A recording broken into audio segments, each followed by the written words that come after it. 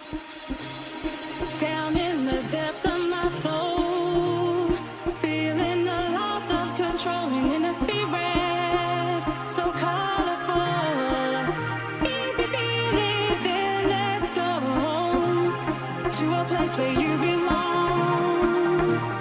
Give you strength to carry on. Open your heart, set your mind at ease. Live your life and you'll be free. We're gonna rise, rise, rise. Keep on rising, rise, rise, rise. Rise, rise,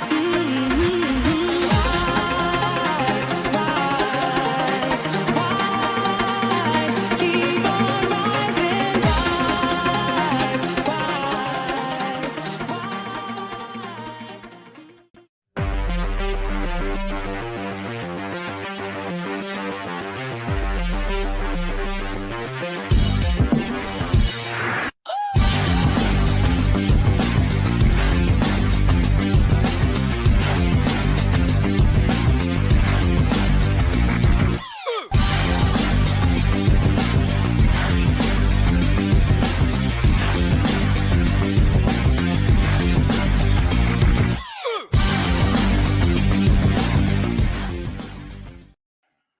Good evening, folks, and welcome to the Toon review for tonight's Newcastle United versus Manchester United match preview.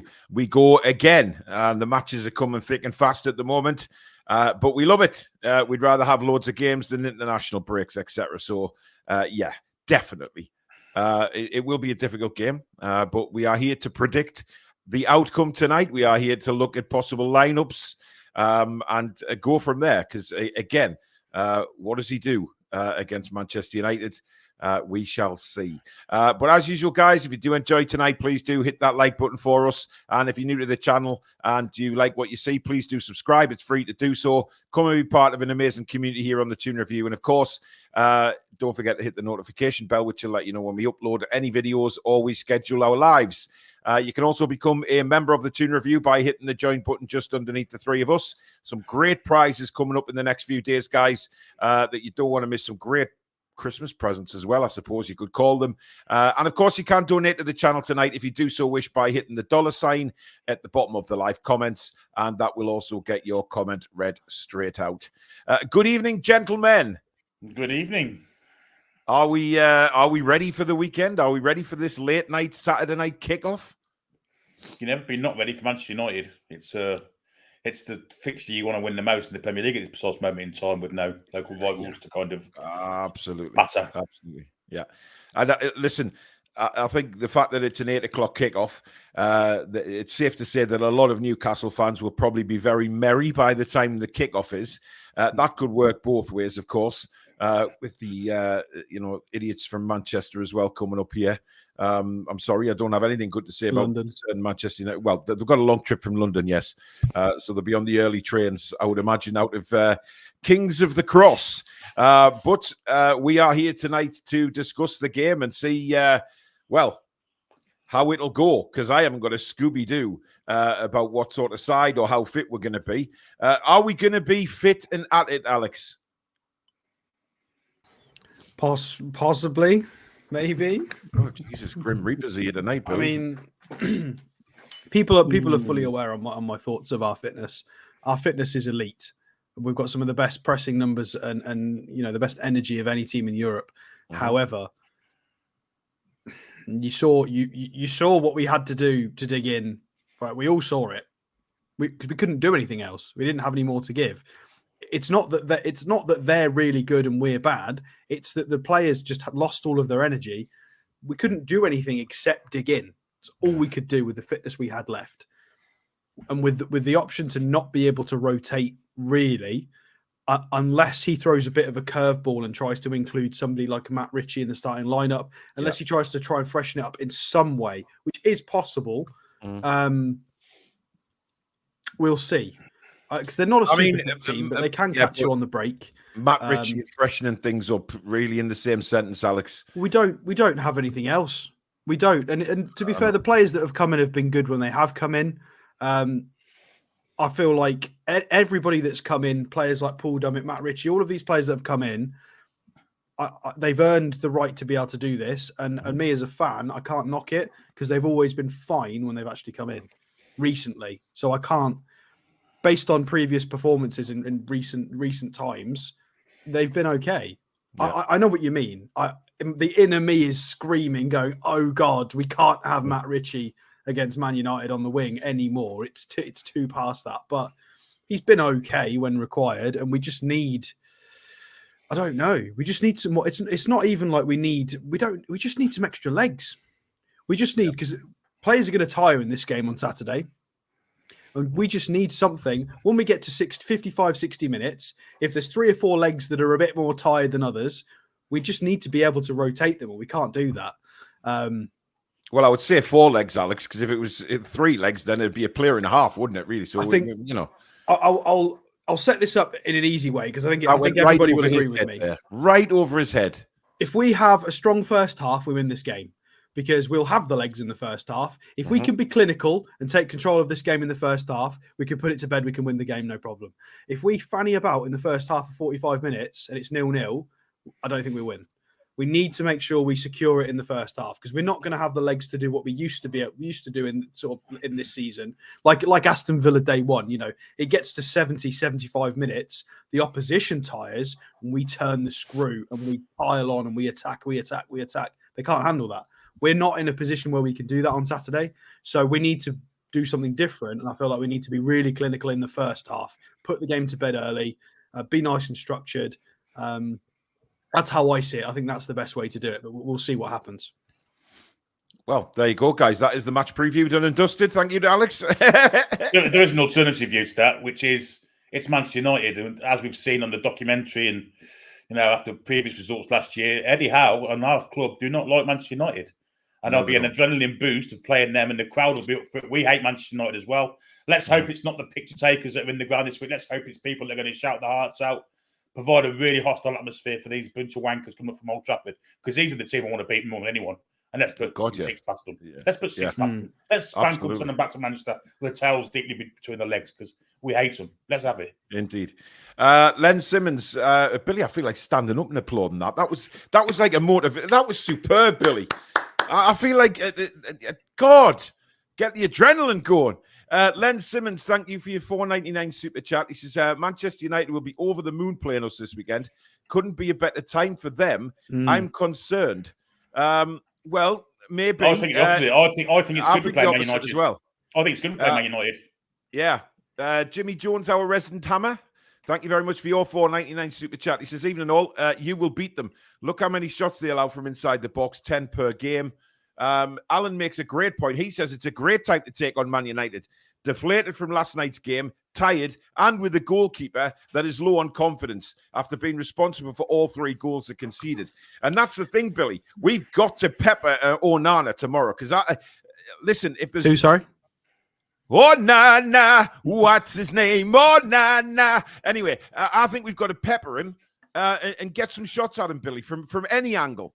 Yeah, let's just go at it for 90 minutes, whether it's long shots, getting past fullbacks, crossing the ball in. It's any bit which way but how. We just got to get as many shots on target as possible, because he's in a real bad place in a minute, and he's not that good. I'll be honest with you. But Alex, what's your thoughts on Onana? Because he's all over the place at the minute.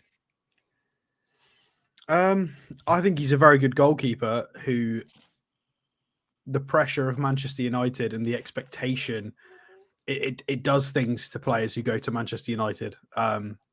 I think he's a solid goalkeeper. He was immense last season in the Champions League run. He was a solid, reliable, dependable goalkeeper who was not error-prone.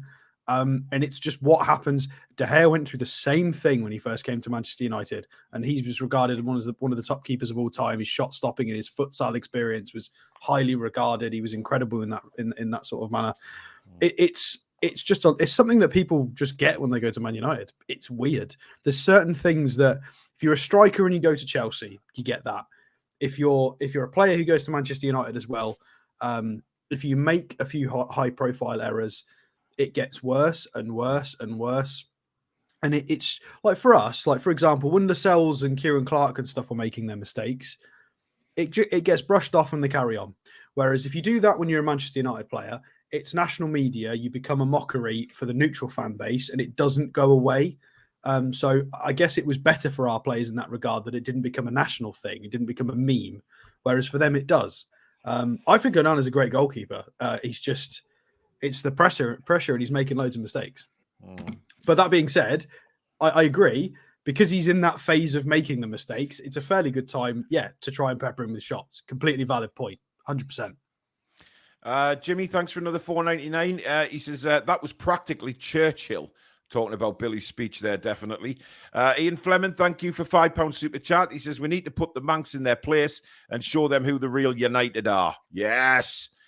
Milo, I completely disagree with this. Our squad morale will be pretty bad after that PSG match. I disagree, and I'll tell you why I disagree. Is because I think, yes, they'll be disappointed to concede such a late goal, but I am practically sure that when Eddie's got the boys back in there and back home, he'll be saying, look, we conceded a late goal, but let's put that to a side and look at the performance. Look at the way we played in the first half. Look at the way we defended in the second half. We are a team right now, and a together team. And that's the main thing for me. And that's why I don't think the morale will be down. If anything, we'll want to get out there and kick their asses, Billy. Yeah, they'll feel wronged, and rightly so. And they were wronged, and they want to put that right by beating these lot on Saturday. As simple as that. And that'll give them an extra 10% fitness, I think. I think, honestly, I do believe this kind of rush of adrenaline will improve the fitness. It's natural, mentally and physically. It may fade off in the second half, as is mentioned, but hopefully by then we'll be miles in front and it won't matter. And they'll be kind of destitute, tail between the legs, crying, as Bruno Fernandes is wont to do when they're getting beat, and the rest of the side follow suit. Yeah, I think it's a good time to play Man United. I really do. Yeah. Stiff Gator says my Saturday will not be complete without a Matt Ritchie yellow card against Manchester United. That is a big possibility if he does come on the pitch. Mr. Spoons, hope you're well, buddy. Thanks for joining. Scott's going for a 3-0 Newcastle win. Lee says, evening, lads and everyone. Let's have it. Let's beat the Man United scum. Goals, goals, and more goals. Play like we did the other night, and we will batter them. Barry's asking, will Miley be starting again, or have we got a returning player? I don't think. I mean, Emil Kraft will come back onto the bench. Lewis Hall's obviously available, but I don't foresee any change in the midfield, Alex. I think it depends on Longstaff and the press conference tomorrow and training. Alex Murphy, Kraft,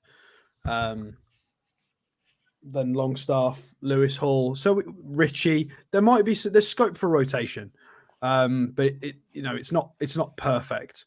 And obviously the defensive players weren't too bad. Your Livramentos, Lascelles, Cher, they were okay. They weren't the players that we've got the concerns with anyway over fitness. I think they'll be fine with recovery and going again on Saturday. That's not the issue. The issue was your wingers like your Gordon and your Miggy and not having a rotation for Isak. That's more of the issue we've got. We've got nobody to rotate in those areas. They're the lads that need a rest. We've got some depth, but it's the wrong end of the pitch. Yeah, I think that's fair. I mean, some people are saying that Harvey Barnes could be back. I'm not sure about Barnes. Even if he is, he's definitely not going to be fit enough for a start, surely. No, absolutely not. Sean Longstaff may be. I was going to say we'll find out from Eddie in the press conference where everybody is, but, let's forget that. I mean, he could come out with some... it depends what he's asked again. And I'm not foreseeing that he's going to be asked the right questions, guys. So, again, time will tell.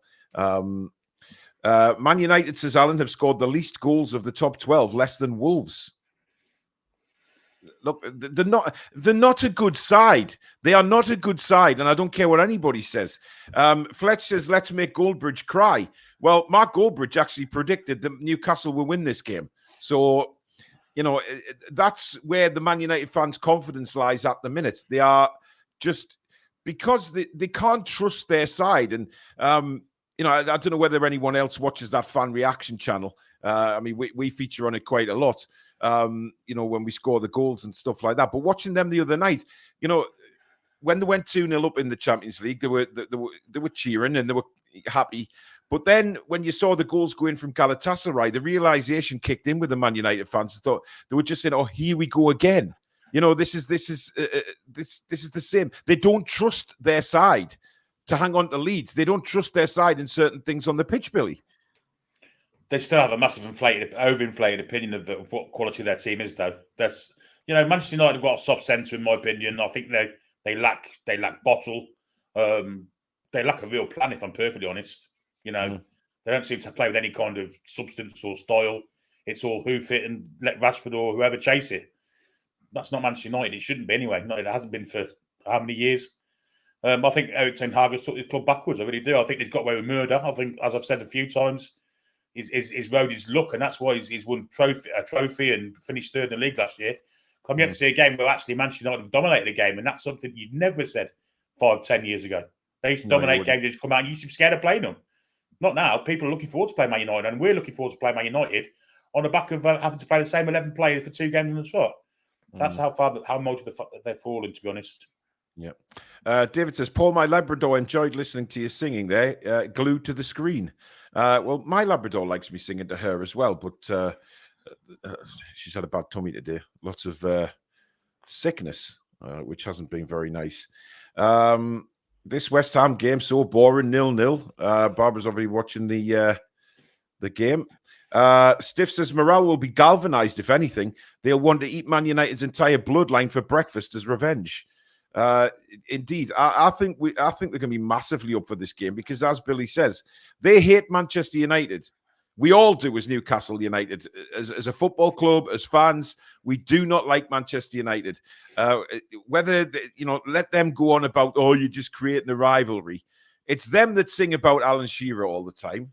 It's them that talk about Newcastle all the time. So, who's creating a rivalry here? I mean, it doesn't matter. We hate them.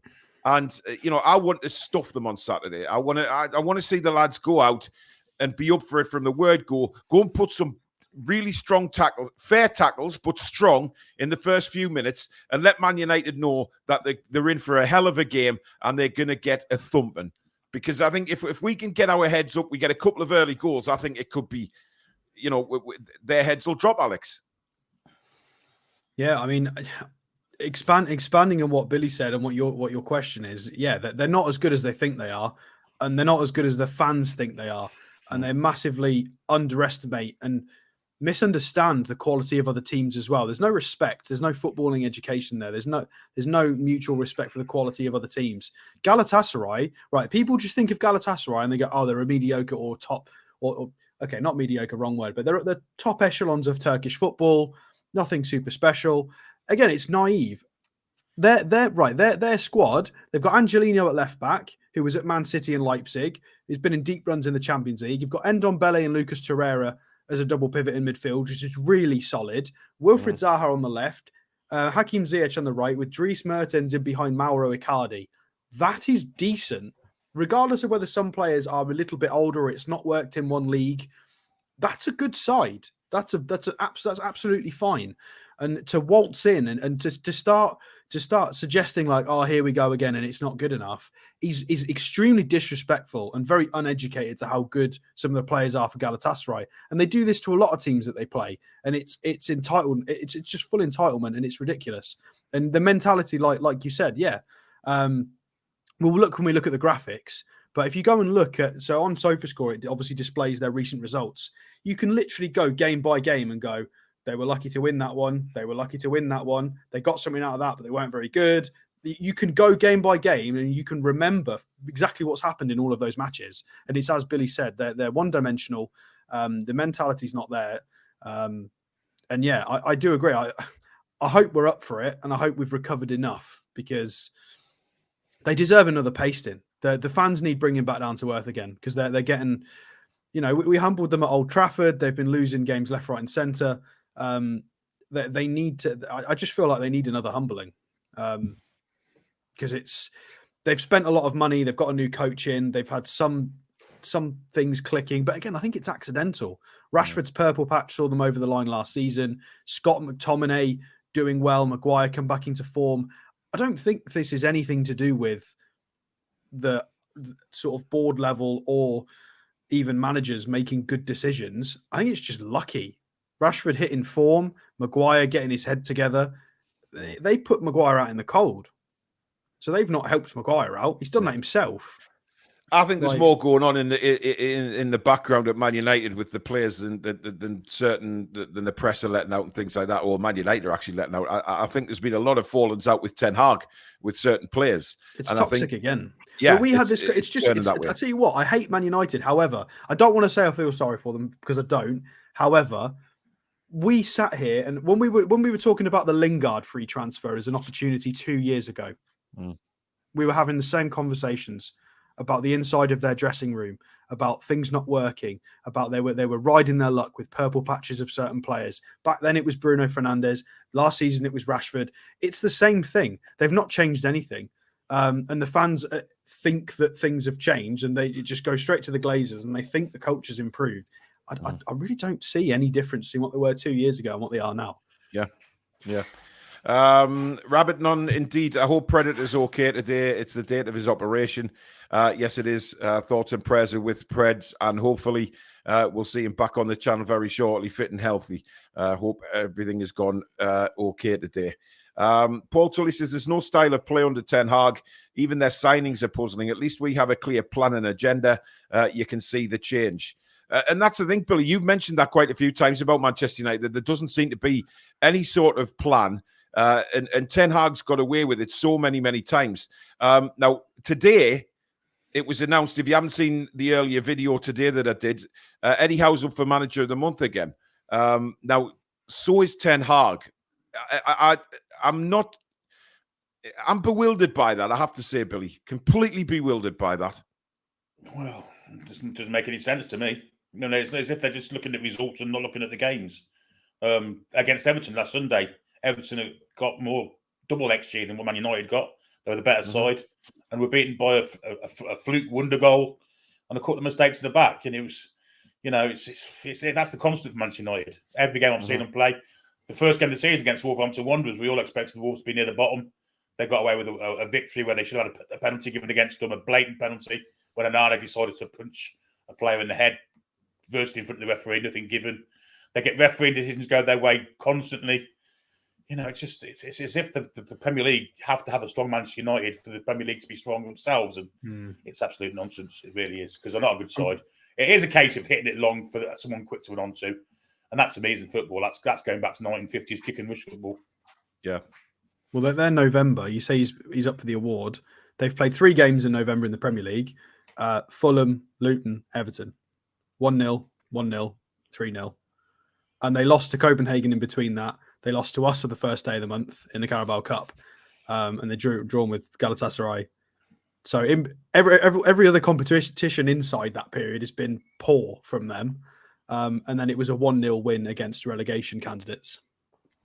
Both of them. I mean, look, don't get me wrong. I'd love to see Eddie win, but I think it'd be fantastic for someone like the Luton manager to win it.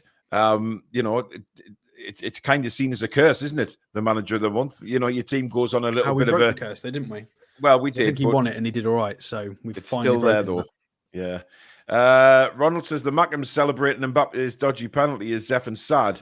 And the one last night about their attendance being low is because they were doing night shift at Nissan. I know. That was their excuse for a low crowd, was that most of the fans were working at Nissan. I've never heard anything so mental in my life. But then again, that is our friends down the road, isn't it? They are just a laughing stock. And, you know, they still think that, you know, one day when the two teams meet, they will be better than us, etc. But, hey, I mean, let them dream on. We've had some sad times at their expense. You know, a couple of relegations where they should have gone down or could have gone down instead of us. Yeah, and they've took the real moral high ground. It's really bit them in the arse. It's hilarious how kind of karma works, isn't it? Well, we've all seen that video where, you know, those toothless women and people like that were saying, well, if we were playing Burton, we'd beat them and all, and we'd be top of the championship. And then how they bit that in the arse. Absolutely. We love it. Love it, as Kevin Keegan would say. David says we need to show them just how far we have come. Rashford poor, 1 goal in the league and a penalty, 2 now. How are the lads? I mean, look, for me, I've said this a million times over. I think Rashford's overrated. I think he's massively overrated. He goes on these little spells where he'll score a couple of goals and then everybody thinks he's God's gift. However, if he was that kind of footballer, he'd do it week in, week out like certain other quality footballers do. But he doesn't do it week in, week out. He goes missing for months on end. The Man United fans get on his back. Then all of a sudden he scores a couple of goals. The Man United fans love him again. It's a complete farce. I don't think there's one player in that starting 11 at Man United at the moment who is actually, can say that they are consistently playing well. So we've got a massive chance, Alex, and we should win the game. In theory, we should win the game on Saturday if the fitness is there, because that's what it's going to boil down. The only thing that's going to spoil it for us is fitness. Yeah, I mean, we do have mistakes in us as well. Let's not forget, even the top players, Bruno makes the occasional mistake in front of the back four. Botman made a couple last year, although he's obviously not going to be available. You've got to understand that players can make mistakes, and that's fine. And this is, again, I'm going to bring back Jamal Lascelles, and sorry, Jamal, but I'm okay personally. This is my opinion on the outlook on mistakes. I don't mind players making mistakes as long as it's occasionally. If you put in 10, 20 performances without a mistake that is costly, it's always going to happen. You're never going to go throughout your career without. I mean, some players are obviously exceptional, but you are allowed mistakes. Let's just hope that if there are any, it doesn't cost us points or the game. So it's not only about stamina, but hopefully we can stay focused. They've shown they can do it now against PSG because it wasn't a lack of focus that lost us the game. It was the wrong decision by VAR. So they didn't lose focus. So hopefully we can do that and we can keep the lines rigid. It's going to be a very different game because I don't think we're going to sit as deep as we did against PSG. So we're just going to have to be careful on the counter-attack as well. And they have a few different threats. There's been a lot of videos online about Scott McTominay and his late box crashing, and he's a different profile of player than a lot of people really pinned him for. So they do have other kinds of threats. So we've got to be careful. They're not what they were. We say they're terrible. They're not terrible. Let's be honest. They're still a top 10 team within the Premier League, but that's not what they think they should be. Sort of top four. They are top four standard. They're not. I think they're top 10, top half standard. But that doesn't mean they don't have threats. Anybody can lose to anybody in the Premier League.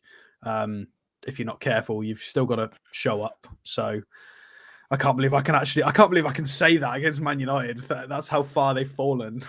But yeah, I agree with you. All things like considered, if we focus, the fans cannot accept that their club is not where it was. You look at Arsenal, the way some of the Arsenal fans go on. They think they are. Well, they're going the right way about it now in terms of getting back to there, but they're not there yet. They need to keep this going for another 5 years. But Manchester United are a long way off. Oh, yeah, they're not even close. Billy, I'll ask you a question. Is there anybody in that Manchester United side that you would have in our Newcastle United side? It's a very interesting question. 11 or squad? In the starting 11. At this precise moment in time, no. And you can talk about the injured starting 11 that we have. The starting 11 we have with all the injuries. Or if you look at our strongest starting 11, is there any Manchester United player you would have to replace one of our strongest 11 players? I mean, Riptide OG87 said he'd have Garnacho. You wouldn't have him ahead of Anthony Gordon. No, not ahead of Gordon. No, not in a million years. Garnacho scored 2 goals in 2 games. And suddenly they think he's a world beater. Where was he before that? He didn't out before that.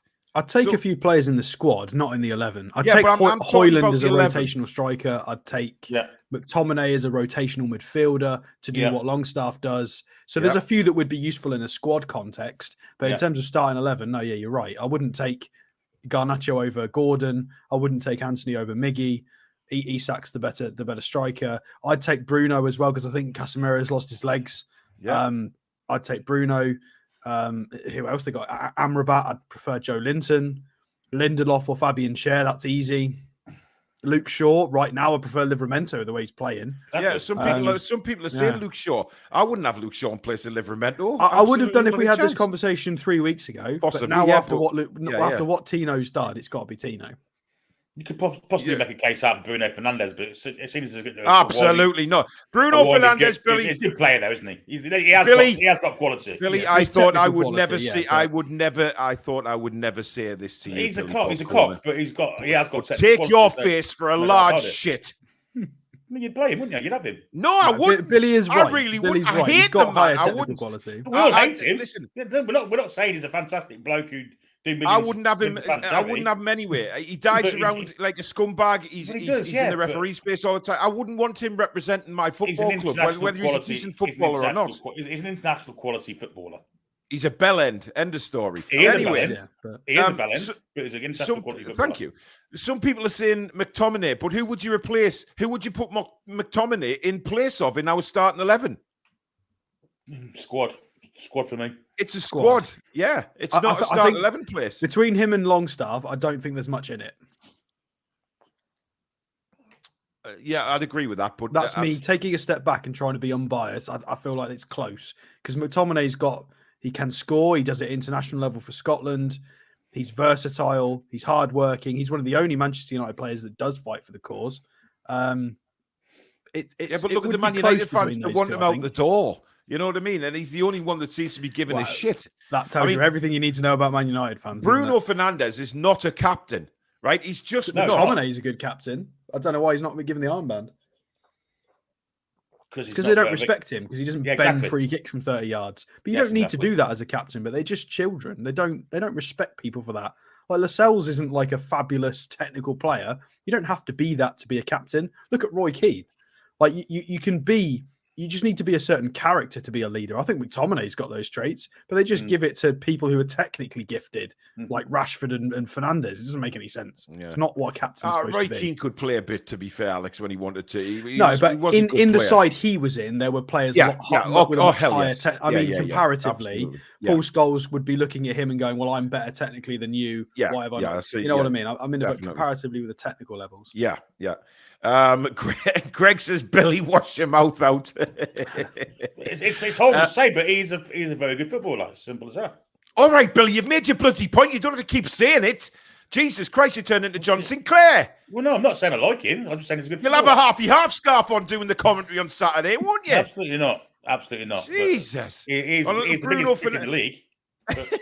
He's a good player. On his day. Billy, will you give it a rest, man? When he wants to be. Are you finished now? Kissing his backside. I'm not kissing his backside because he's a knob. But anyway, all right, you said it. You don't have to say it again. Looney Toon says Luke Shaw is decent when fit. But I think the guys are right. Livramento. I wouldn't drop Livramento for nobody right now because this guy, I think, once he's broke into the side like he has, can you see Dan Burn walking straight back in at left back? Because I can't. And that's no disrespect to Dan Burn. I just think Livramento is at a different level. I think that's him gone now. Personally, well, not gone. I don't mean gone from the club, but I just mean gone from one of the first names in the start. Because obviously Lewis Hall's now going to get minutes in rotation and learn, and then Tino's going to get loads more minutes. So I feel like he's got two places to wrestle in front of, unless he brings him back purely based on height and for other reasons, but. It depends. Livramento for me is undroppable. Billy mentioned it the other night. He's undroppable. Yeah, because we'll probably in the next few months we'll change our set pieces to accommodate for Dan Burn not being in the squad now. So when he returns, we'll have figured something else out. We'll have other plans. We'll have two left backs. Well, Tino's not a left back, but it's going to be tough. Who says that he can't be converted into a left back? You know what I mean? That man down there. He can do both. He's got a left foot. Yeah. Well, yeah, there is that. I'd agree with that. John says Varane isn't getting games. Can you imagine what Eddie could do with Sancho? Yeah, Jadon Sancho is one that I think all three of us have said we wouldn't mind him coming to Newcastle because I think, under Eddie Howe, I think we'd see a very different Jadon Sancho to what we're seeing at Manchester United. Now, can't afford him. We can't at the minute, but the thing is with me with Jadon Sancho, as many people have questioned his attitude. Some people have said that his attitude was wrong at Dortmund. I mean, I never heard stories of attitude problems at Dortmund. No, certainly not that made the media headlines that what's going on at Manchester United. I blame one person for what's happened with Jadon Sancho, and that's Ten Hag. Ten Hag had no right to come out into the media and tell them that Jadon Sancho had personal problems or mental health issues. He had no right to do that. No. In fact, I think that was disgusting. That's up. If Jadon Sancho wanted people to know that, he will have come out and said that he was struggling with mental health. Fine, and people would back him. People would get behind him. But for his manager to throw him under the bus like that, I thought was absolutely disgusting, and just said everything you need to know about Ten Hag, Billy. Well, I think that's a sackable offence, in my opinion. I'm amazed the Players Football Union didn't kind of really push kind of something for him, because he's let his player down massively there. And not only that, he's destroyed his career. I'd be interested if someone went in for him for a loan deal in January, if they'd let him go on loan for 6 months, get him out of the way while Ten Hag stewed his own shite and gets himself the sack. Be very interested. Yeah. I don't like Ten Hag. I just don't like him. I don't like his persona's all wrong. I think he's got that little chip on his shoulder that he thinks that. I actually think that Ten Hag thinks he's a better manager than he actually is. No doubt about it. But he's at the right club for that, isn't he? Well, he is, yeah. And a certain other manager who used to be in charge of us had that syndrome as well, and doesn't take the blame for anything. He will not accept anything. And the Man United fans don't help themselves when they keep saying, when they get beat or they don't play well, or it's not Ten Hag's fault. It's what's going on above him. Bullshit. It's Ten Hag that puts that team out. It's Ten Hag that trains the team. It's Ten Hag that's brought some of these players with him. So, come on. Anyway, let's have some graphics, Alex, shall we? Let's have a look at some graphics. Indeed. Let's go for this one. I just tried to bring up some Tino stats as well. He hasn't got any yet, guys. He's only played 400 minutes across the Prem and the Champions League. So give it another 2 games. We'll have some data for him. Right. There we go. We got... let's change the screen format. There we go. Guys, before Alex delves in, please do hit the like button, guys. Hit that thumbs up. There's over 900 people watching tonight. We've only got 228 likes. If you are enjoying the show, please just take a second out. Hit that thumbs up just underneath the broadcast. Let's see if we can get it up above 400 towards 5 tonight. That would be really great. So just take a second out and hit that thumbs up button for us, guys, if you wouldn't mind. That would be absolutely lovely. Right, go on then, Alex. Take it away. Right, so, this is what we played. This is pretty much what we've got to work with. Rotation-wise, if I've missed anyone off, let me know. There's rumours that Kraft is ill, but we'll see. He was... So we've got 2 keepers. I'm listing mainly senior players or who is close to senior. Obviously, Parkinson and Murphy they've been trusted. So I'll put these in this list for now. I know Murphy's not 4. I need to check his number. Then we've obviously got Longstaff, Dummett, Hall, Ritchie, and then possibly Kraft. So in terms of a slightly more forward position, Longstaff in for Miley is an option if he's available. Ritchie, recently this season when he's used Ritchie, he's used him on the wing, whereas obviously in previous seasons he was put into midfield as an 8. So if he uses Ritchie... Well, if he uses Ritchie, I've got nothing more to say on that. If he does, he does. Alex, I think if Longstaff is fit, I think Miley's on the bench. In my honest opinion, that's nothing against Miley's an issue, though. I don't think Miley's a problem. I feel like we just need some legs again in other positions. Yeah. It's when Joe Linton tires. It's when Gordon tires, Miggy tires, Isak tires. We need rotation for those positions. We don't have it. I think Miley's fine, but yeah, I would agree. I'll probably start Longstaff ahead just based on experience for now. Hall obviously is an option sort of there, anywhere in this side if wanted. And then we've got that lovely list up here of unavailable players still that we can't really. Yeah, wouldn't it be nice to have sort of Anderson, Willock, Barnes? It'd be nice to have them all, Alex. A fully fit squad would be lovely. I'm forgetting what that seems like. We have got a Man City fan in the chat. I think you lads will need an abacus on Saturday night. Good luck and smash the Red Clowns. Thank you very much. Hopefully we will do just that. Yeah, fingers crossed. Yeah, well, how many we got in there? 10. I've put Kraft in there, so that's deceptive because he might be available. So 9, possibly 10 in that list.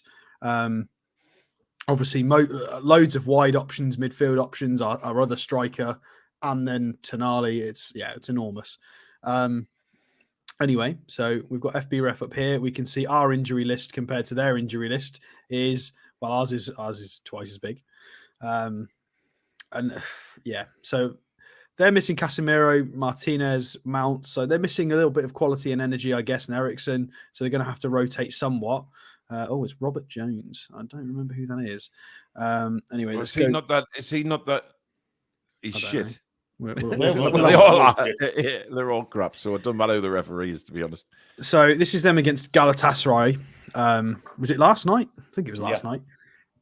So Onana dropping a 5.9, an absolute howler. Onana. Thank you. Goals prevented, minus 1.88. So that's very different to what we were looking at with Nick Pope the other night when we were looking at the same statistic. Instead of preventing goals, he's letting them in. He should have saved 1.88 that he didn't. Yeah, that's not good. That's real bad from him. Lindelof with a poor rating as well. He struggled a little bit. 5 out of 5 aerials, which is solid from him, considering he used to be criticised for that. But again, it is Mauro Icardi. He's hardly up against a big 9. I'm going to say he's 4'4", isn't he, Mario Icardi? He's not particularly big. So let's have a look at what their average shape was, because it looks like Galatasaray were quite aggressive. They were at home. They played with a 4-2-3-1 with quite a lot of quality.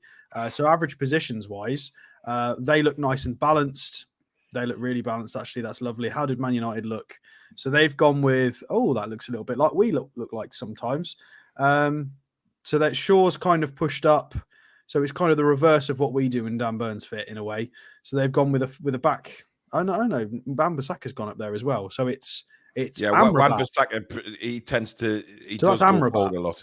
So Amrabat's doing what John Joe Shelvey used to do for us. So Amrabat's dropping in between the centre halves in the average position of the shape here, with Wan-Bissaka being quite far forward. You've got Bruno Fernandes sat on the centre circle trying to pull strings, much like Bruno does for us. With McTominay, what is going on? Why is I can see what's going on here. It's quite deep as well, even though they are away, which is, I guess, is fair. But very, very, very high average positions for the Galatasaray players. You can see they don't give a toss. They're not bothered at all. They've got, on average positions, they've got 6 players in the opposition half there. They were chasing the game for most of it, though. Yeah, they're still going for the throat. Man United dropping into more of a balanced shape. So again, it depends if Amrabat's going to play this, but you can see, just for context, so people can visualize what that looks like. Amrabat's done funny things like played left back, but in this game he very much dropped between centre halves to try and pull some strings. And then we do have to be careful of Garnacho on that side, but I have full faith on. So whose side is that? That would be Trippier's side. I've got full faith he'll be fine in there. We've got to be careful of the counter attack. I'm assuming Rashford's fit and just not starting. He came on a sub, didn't he? Both. So options of Mainu, obviously very, very highly rated player, or there's a lot of talk about him at the moment. So I did see him not in the Galatasaray game, the other game, and he did look quite good, to be fair. Yeah, the Everton game. I saw the first half. He was quite good in that game. And then, so Martial can be a threat. It depends which version of him turns up, if he can be bothered. And then obviously Rashford is an issue. In terms of how they're performing as a team this year, statistics. Oh, hang on. Team statistics for this season. So, Tottenham rating 8th. Goals per match, they're down in 12th. Conceded, they're 5th. So, top 5 for goals conceded. They're being okay defensively. Expected goals to XG output in 11th, so not even top half for that. Good for clean sheets.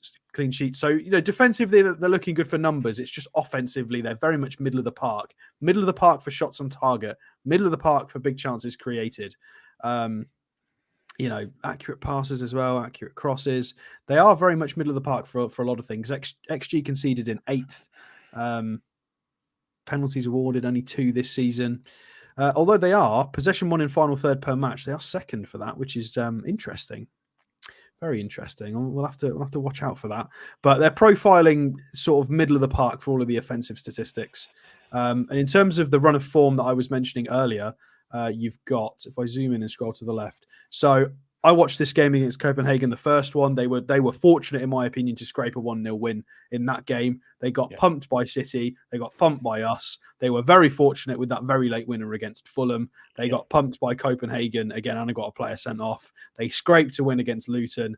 They got dominated in that first half by Everton and were very fortunate to go in at half time. Let's not forget, Alex, they were at home to Luton. Yeah, they were at Old Trafford. I understand there's a lot of greed here, but if you go back and think about the games, they weren't brilliant in any of these games. Everton were very much the better side in that first half. With I think it was 11 shots to 2 in the first half. For Everton, they had a lot of good chances. Calvert-Lewin got in good positions. It was the Garnacho wonder goal, and again conceded 3 away to Galatasaray. All of these, when you provide the context, they are not an impressive side. And they are very, very, very, very beatable. It just depends on. Well, we'll go back to our own graphic. Do you want to tinker with this? Or should we bring Miley off and bring Longstaff in? Do we think this is possibly something closer to what we're going to do? Well, I genuinely think if Longstaff is fit, I mean, Chippers has just put in the chat that Longstaff normally needs a few weeks to get going after he's been injured. But I think that tends to be, Billy, when he's out long term. He's only been out a couple of weeks. I think, he'd be ready to come straight back in. Yeah, I think so. I think Longstaff would be fine to get, we probably need his energy on Saturday because we may be lacking it in other areas. So, yeah, if he's fit, I think he plays. Any other changes? Possibly. I wouldn't. I don't think I'd make any other changes to that. The only potential I can see is Livramento right back and Hall at left back to Trippier a rest, but no.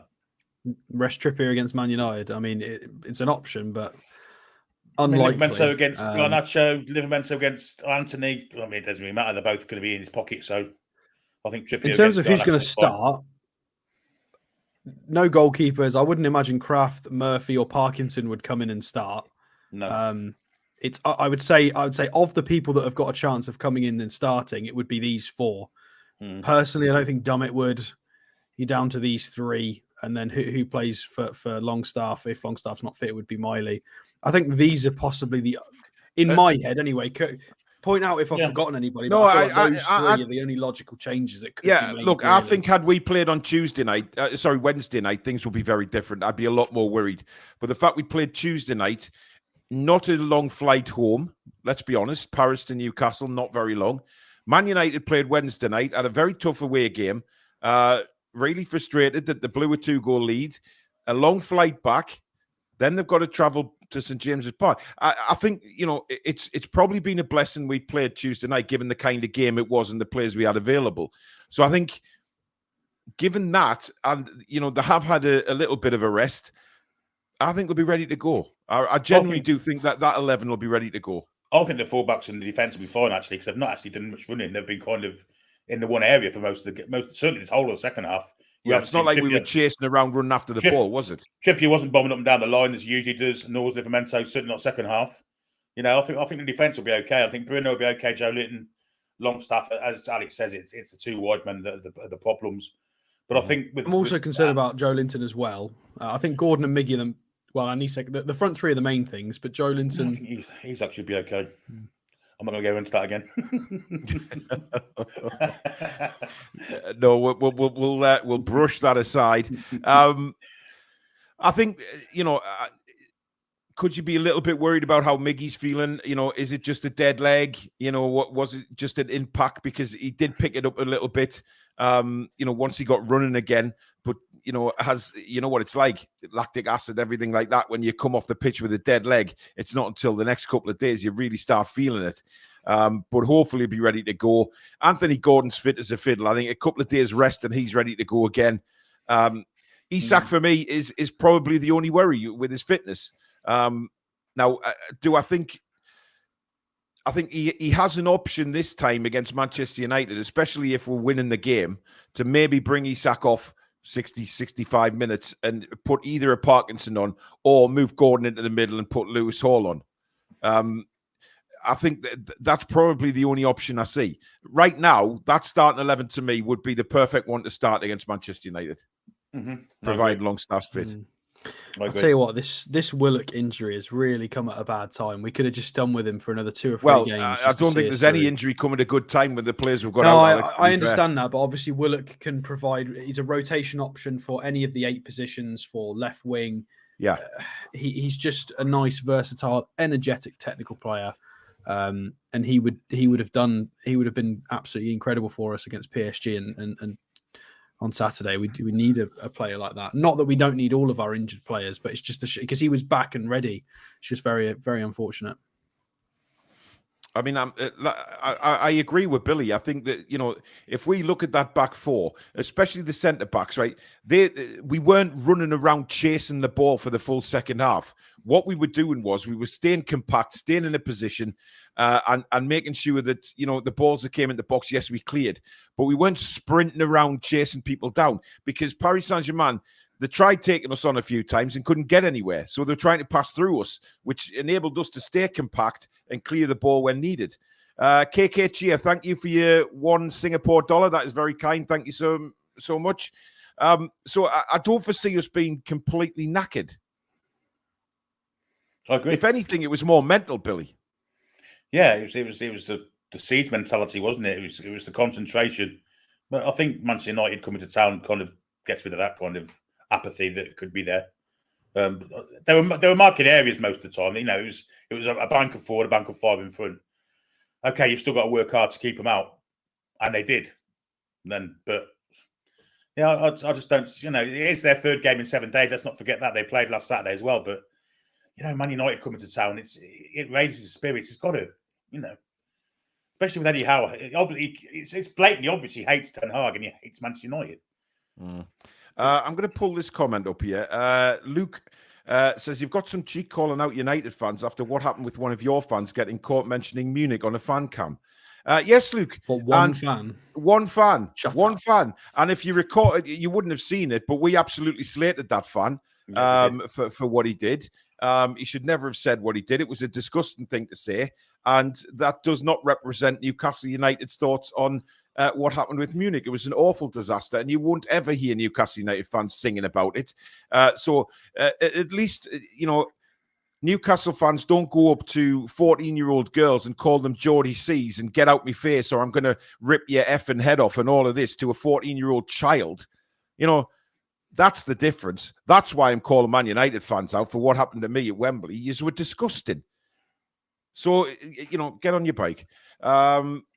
Peter says, Alex Murphy, he looks real class, young player. I hope he starts getting plenty of minutes, Lewis Hall too. Well, this season, I think it's important for Alex Murphy to be around the first team. I don't know about playing many games. I think he'll get some pitch time, definitely. But I'm not sure on games, Alex. I think, he is still very much in a development phase. Yeah, it's an interesting one because we've used him as a left-sided centre-half and we've used him at left-back. He's got to be around the same sort of development period as Lewis Hall, you'd imagine. although Lewis Hall obviously had the benefit of a cluster of games at senior level with Chelsea. Alex Murphy's not had that. So, I mean, we've got a lot of players in that position at the moment. I understand we've got Target and Burn injured at the moment, but when you think about Botman and then Alex Murphy coming through as well, and then Tino covering Lewis Hall, who is obviously on loan with the obligation. Yeah, it's really positive in that side. I agree. I don't think he's due a lot of minutes. Maybe. No, I just don't think he will. I don't think he'll get him. We've got too many older senior pros that are going to want some game time as well. I feel like this year, any minutes that could go to Alex Murphy will probably go to a player like Paul Dummett, which is a shame, but I guess good for Paul. So yeah, it is what it is. Frost, thank you for your €2 super chat. He says, I'd hold Longstaff back because we've got 2 tough away games to come. Yeah, but I think, as usual, Eddie will just be focused on this one. I don't think he'll even be contemplating the games that are ahead.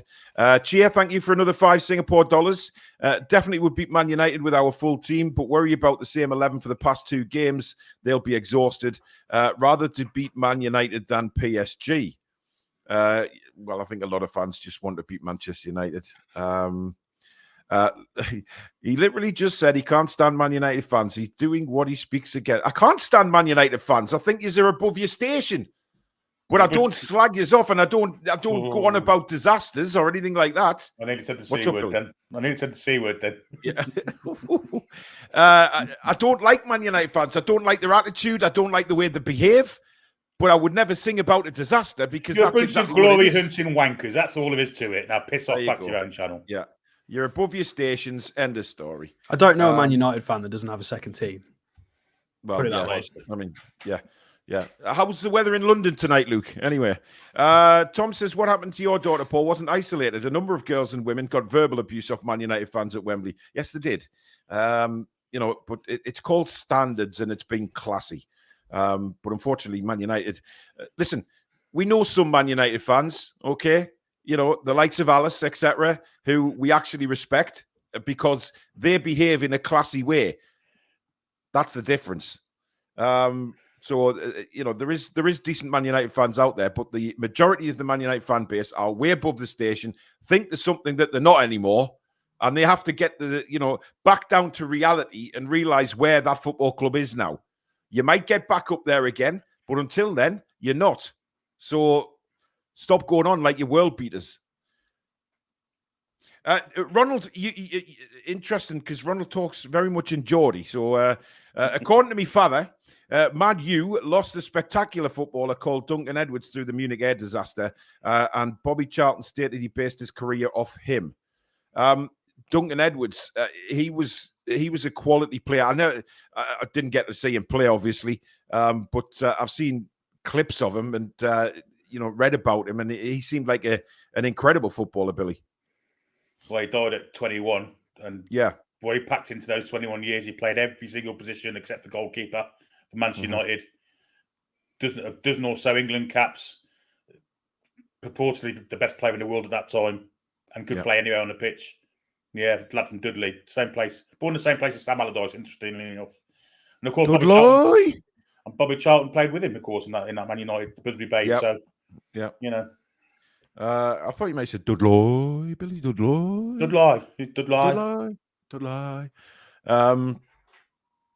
Looney Tunes says, living in the past, those boys. Absolutely. See you next, lads. Great show. Going to watch a Liverpool match. No problem, David. Thank you for joining us. We're coming to the conclusion of the show anyway. I'll tell you what, before we move on, Yankuba Minte has data now. Don't know if you want to see it. Yes, we do. So it is a small sample size, so pinch of salt, please. However, so what's that like? Is this going to be greener than Antacid's loft? Most certainly. Yes, there you go. So 3 goals from 4 XG, a couple of assists as well. He's played Champions League minutes. He's played Eredivisie minutes. He's getting some good, he wouldn't get these minutes with us at the moment. No. However, that's not bad, is it?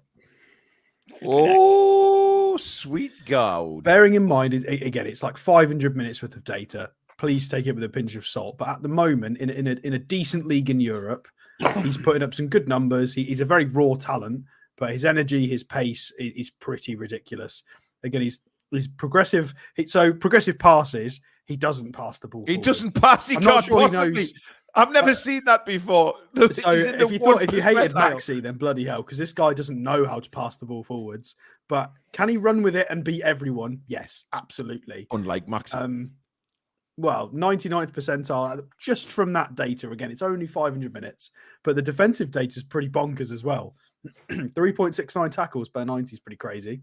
And then his actual offensive data, nearly 4 shots per game as a winger, 99th percentile. Shot creating actions is 90. Yeah, it's ridiculous. So we need to keep following him as the season progresses. Hopefully, I mean, what are we in now? End of November. If he can get anywhere near 2,000 minutes for a top side like Feyenoord, that would be great. It'd be amazing for his development. And then maybe we can reconvene next summer and think about, what we could do if we're going to integrate him next summer. He might be ready. We'll see. Depends how he develops physically as well. But he's definitely that's pretty bonkers. Guys, we've got almost 1,000 people watching and only 406 likes. Come on. Oh, I've just ripped the wires out me laptop there. Never mind. Please, guys, just take 1 second right now to hit the thumbs up. Let's see that just spiral out of control with loads of likes coming in on the screen. Please just take 2 seconds. It's so important to this channel that we keep the likes coming in. I know you get sick of us rabbiting on about them, but it is that important. We need the channel to remain in those search results on YouTube so that people like yourselves can find the channel and hopefully be future subscribers. So please do hit the thumbs up button. Because before we go, while you guys are doing that, we will give you our score predictions. And once you've hit that like button, please put your score prediction in the chat. Right. Who do we start with tonight? Alex, what is your score prediction for Saturday? I don't know why I'm getting smirked at by Billy. I'm not sure. I don't know. I am going to go with. I think we're going to win. I do think we're going to win. I think we're good enough, even with the injuries and the suspensions. I'm going to go with what I think should happen, and that's a 2-0 victory. I don't think we should be conceding against a team like this. I think we're good enough to shut them out, and I don't think we're going to have enough in the legs to be absolutely rampant, but. I think 2-0 just logically is a fair prediction. I'm going to go with 2-0, and I'll go with I'm going to go with Gordon. Does need to try and pull the trigger a bit earlier, but I'll go with Isak again. I'll go with both of them. I think they're both good for a goal. 2-0, clean sheet. Billy?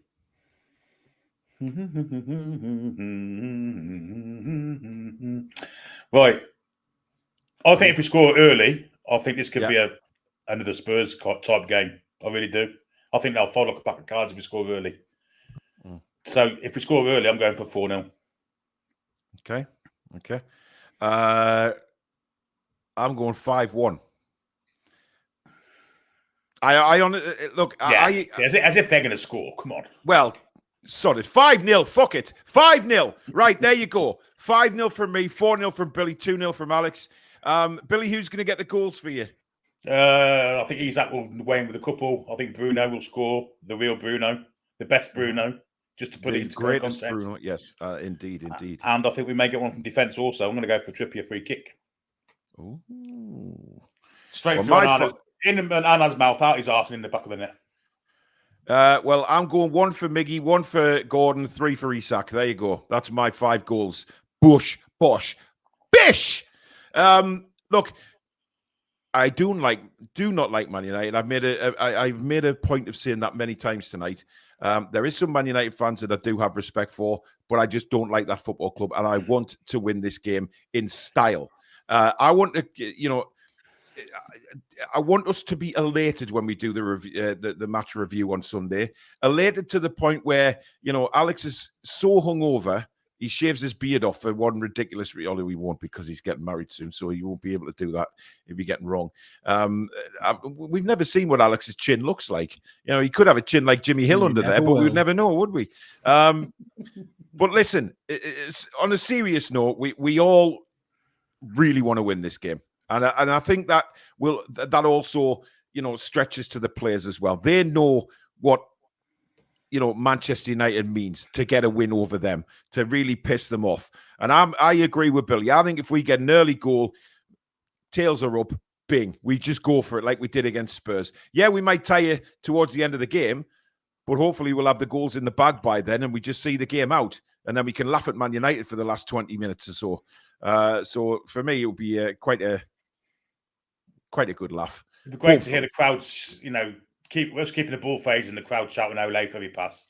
Or you've seen United now F off home and that kind of thing, like they did to us at Wembley. Yes. Yeah. Barbara says, "Hey, Paul. Rumor has it you hate Manchester United." Yes, the rumors are true, as they are for Billy.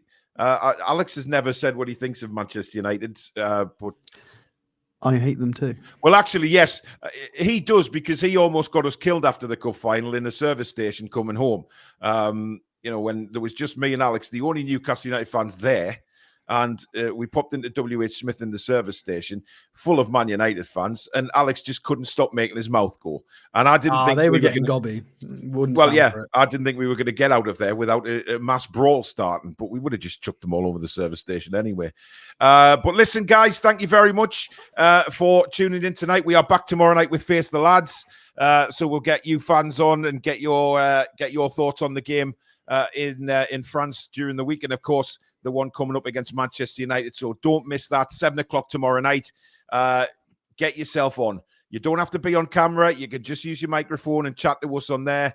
But I'm very much intrigued to know and speak to you guys about how you think the game's going to go. So get yourselves on. The link to join us will be in the description. In the live chat around about 10 minutes before the start of the show. Yes, Alex? I just want to clear up because people are going for it in the chat. I'm not shaving my beard off if we're in a cup. There's already a thing in place. I'm going to go Bruno. I'll go Bruno blonde, Gaza blonde. That's what's happening when we win the cup. The beard stays, but I will go blonde. So that is a thing. It's saving the beard for treble. Yes. However, Susan has done a mock-up of Alex with blonde hair, and I have to say it is unbelievable. So you guys out there want to hope we win a cup soon, because to see Alex blonde is going to be an occasion to relish. It really will be. We'll do a live show of me going blonde and we'll donate it to charity. There you go. Absolutely. Lee Kelly says, spot on show tonight, getting better all the time. Enjoy every moment. Thank you very much, Lee. Much appreciated. Thank you, everybody, for watching. As I say, we'll be back tomorrow at 7. I will do a press conference video as well. So we'll have a little bit of a chat about what Eddie House had to say on a recorded video. So keep an eye open for that. Thank you for your super chats and new memberships tonight. Incredibly kind again. Thank you so much for supporting the channel. Thank you to the mods. Thank you to Billy and Alex. But as usual, thank you to you guys. You are absolute legends. And we will see you again right here tomorrow night. See you then. Good night. I wear the fucking leads and less is lack. Come back and check on to breathe.